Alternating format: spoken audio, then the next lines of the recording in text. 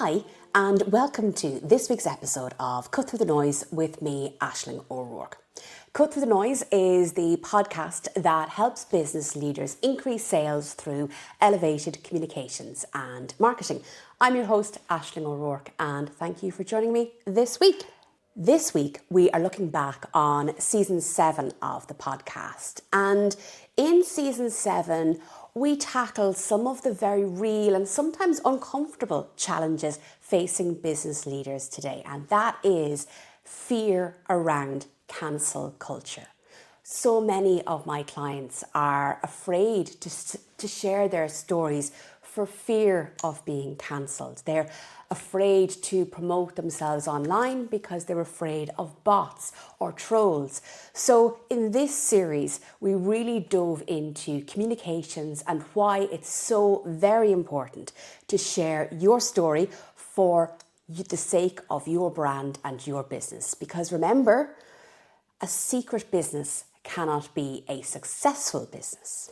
In episode 1 in particular, I focused in on cancel culture. And as I said, there is this understandable temptation to go silent. But if you're not communicating what it is you do, why you're so good at what you do, how you do things differently to your competitors, then you can't expect your target audience to know that you exist, to understand why they would be better off doing business with you than their competition. I encourage you to share your story with authenticity, not bravado, to help people really connect with you and what you offer. Many business owners and professionals feel that it's safer to say nothing than risk saying the wrong thing. And I do understand that. I completely understand why you might feel that way. But here's the thing. If you're doing the work, whatever that might be, with integrity, if your values are solid, if you communicate with care, if everything that you're doing is above board, the risk of backlash is in reality far lower than we often fear.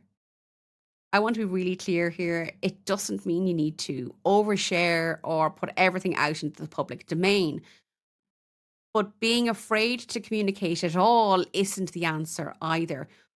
We have to find a balance if we're going to grow as business owners. In episode 2, and ahead of Social Media Fest, where I was delighted to be a guest speaker, I spoke with the tweeting goddess herself, Samantha Kelly. In my conversation with Sam, we explored the pressure that brands often feel under, the pressure to be constantly commenting on political matters online, and why you have to be strategic and not reactive. We touched on the importance of getting involved in campaigns that are aligned with you and your values, if that's something that you want to do as a business leader, but also on managing your engagement on social media wisely. I mean, just because a troll or a nasty commentator posts underneath one of your videos, it doesn't mean you need to react to it. You can take a step back and be strategic in how you respond to that.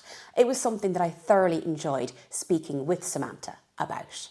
So always think, okay, who is the person you're serving? Who is it that you want to reach? Because if someone comments, some randomer comments and says, oh, blah, blah, blah, whatever, like, I just go, I just block them because I know they are never going to buy my service. They're never going to collaborate with me. They're never going to work with me, so, and it's not all about that as well. We do have to pay bills. Of course, you need to earn money if you have a business. But I only want to hang out with people who maybe I might want to have a cup of tea with. That's the way I think of it. Who would I like to have a cup of tea with? At the end of the day, it's about focusing your energy on where it matters most. Protect your reputation, share authentically, and you will lead to a successful business. In episode 3, communications expert Gina London joined me for a fascinating conversation about the differences between Irish and American communication styles. Now, as two nations, we are entwined. We have business going across the pond and back, and we have done for generations. But our communication styles are quite different. So sometimes it can be a big challenge to really bridge that gap and make that leap into the USA. So Gina made an important point. She said if you're trying to break into the American market and you're pitching to American business leaders, make sure that you're not making an assumption. Instead, research the company and the people and the audience that you are speaking to. Don't lump them all into one stereotype. Instead, try and understand the culture of their company and their community, and that will be reciprocated. It's about adjusting your message accordingly to meet the audience that's in front of you. She also cautioned business leaders to be mindful on the different pace of decision making between Irish and American businesses. And at the end of the day, just because in America decisions are made faster doesn't necessarily lead to an increase in success and productivity.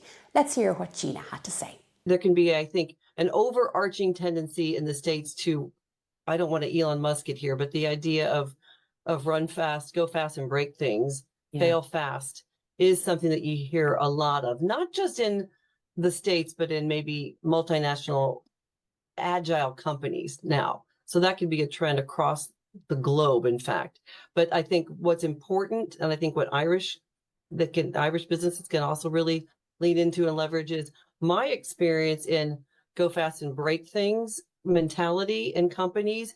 If it is not with care and compassion to your teams, leads to lower productivity, higher turnover, and ultimately not achieving the goals long term that you may be setting out. Now, in episode 4 of this season, I was thrilled to be joined by Megan O'Nan. Now, Megan O'Nan is a global speaker. She recently did a TED Talk, so make sure and Google that if you want to find out more about her. But Megan was cancelled.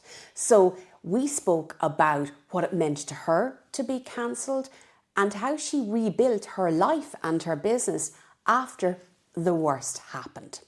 She reminded us that aligning your business values and your personal values isn't just idealistic, but in fact, it's a necessity for long-term business success. Aligned customers are the best customers. That's my first response. Cancel culture started as a way to hold individuals and brands accountable, right, for harmful actions. But it has evolved very quickly, like we were just talking about, into an environment where public backlash can sometimes become totally disproportionate, right? And blown up in a way that is unnecessary and not necessarily for a reason that is actually harmful. So it's this like pressure cooker that exists, but it also, like what's really inside, it's not necessarily all true. And when you think about the brands who have been successful at navigating being canceled, I think about Nike and how they handled Colin Kaepernick, right? Like they stayed true to their intentions, they stayed true to their values, and they've been able to align with their customers in a way. Yes, they've alienated some people. Yes, they've lost customers by standing strong in how they think and feel. But they've been able to build a more powerful relationship with the customers that are aligned with their values and their beliefs. I agree with Megan. At the end of the day, authenticity isn't just a buzzword. It's about being strategic so that your values are aligned across what you're doing so that, you're never caught out. At the end of the day, if you don't believe in a particular campaign, then you don't support it. So why would you try and target your business that way? It's about making sure that all your values are aligned when you're doing business. Now, in episode 5, I was joined by Kyra Fingleton from Glamping Under the Stars. Kyra attended one of my workshops on communicating your environmental credentials as part of your communications strategy.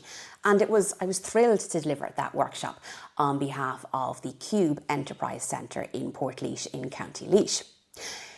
In my conversation with Kyra, we discussed the growing phenomena of greenhushing. Now, if you know me, if you've followed me, or if you've been listening to the podcast for a while, you'll know that improving my own environmental and sustainability credentials has been a work in progress for me.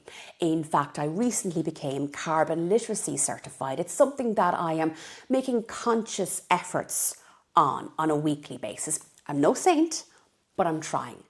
And like that, Kyra shared with me during that workshop the fear as a business owner that she faces about sharing their environmental credentials because she was afraid of being cancelled because they're not perfect.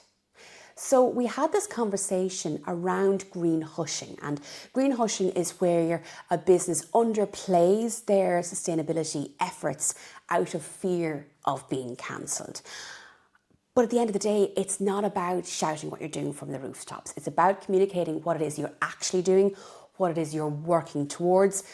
You're communicating honestly, and that is very important, but you're admitting that you're not perfect and that it's a journey, not a destination. As cliched as that sounds, it's okay to say, yes, we are an environmentally minded company. We are working towards becoming more and more sustainable with every year that we're in business. I really enjoyed my conversation with Kyra. Yeah, greenhushing. I came across this quite recently, and it was another business that was sort of leading the way in the UK, actually. They were being held up as an example of someone who was doing green hospitality really well, but they were also presenting the message quite well.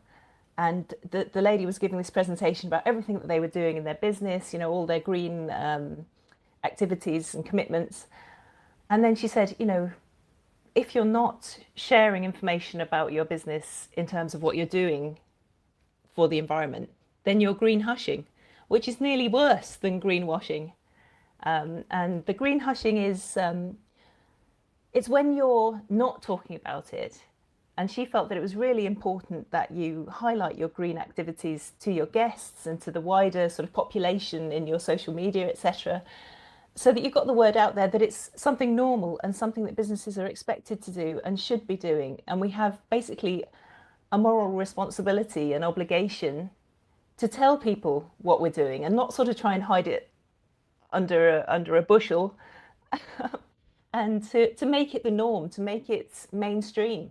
This series has been about encouraging you to cut through the noise and communicate with clarity, confidence, integrity, most important of all. It's never been more important than it is now to show up as your authentic self, to tell your story of your business with pride and purpose. And if you're ready to bring your business communications to the next level, I'd love to speak with you. You can book a free discovery call with me now. Just send me an email to hello@thecommunicationscoach.ie, and don't worry, the email link will be in the show notes of this podcast episode on your preferred platform. You can communicate your message clearly and strategically if you put the work in and do a bit of the groundwork. So I would be delighted to work with you to help you communicate your message clearly, to build trust in you and your brand, and to grow your business sustainably. Thank you for listening to this episode of Cut Through the Noise. That brings season 7 to a close, but don't worry, we will be back very soon with season 8 of Cut Through the Noise. In the meantime, be sure to check out our back catalogue. And if you found this or any of our episodes helpful, please do write us a review or give us a star rating, whatever it is on your preferred podcast platform. And again, if you'd like to get in contact with me directly, you can email me on hello@thecommunicationscoach.ie. Remember, content may well be king, but clarity is key if you want to stand out from the crowd and cut through the noise.